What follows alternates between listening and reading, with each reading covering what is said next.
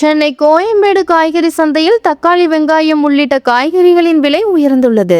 தக்காளி விலை ஒரே நாளில் 10 முதல் 15 ரூபாய் வரை அதிகரித்துள்ளது.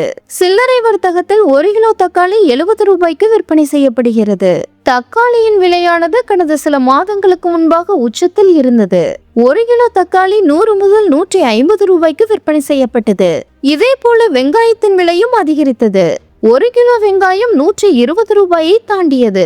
எனவே தக்காளி மற்றும் வெங்காயத்தை வாங்க முடியாமல் மக்கள் தவித்தனர். அடுத்த சில வாரங்களில் விளைச்சல் அதிகரிப்பால் தக்காளி, வெங்காயத்தின் விலையானது குறைந்து 1 கிலோ தக்காளி 10 ரூபாயை தொட்டது. இதே போல வெங்காயத்தின் விலையும் அதிரடியாக குறைந்தது. 1 கிலோ 35 ரூபாய்க்கு விற்பனையானது. இதனால் இல்லத்தரசிகள் உற்சாகத்தில் இருந்தனர். இந்த நிலையில் தக்காளியின் விலையானது மீண்டும் அதிகரித்துள்ளது. 1 கிலோ தக்காளி கடந்த வாரம் 45 ரூபாய்க்கு விற்பனை செய்யப்பட்ட நிலையில் தற்போது 1 கிலோ 65 ரூபாயை தாண்டியுள்ளது. ஒரே நாளில் 1 கிலோவிற்கு 10 முதல் 15 ரூபாய் அதிகரித்துள்ளது. மேலும் சில்லறை வர்த்தகத்தில் 1 கிலோ தக்காளி 70 ரூபாய்க்கு விற்பனை செய்யப்படுகிறது.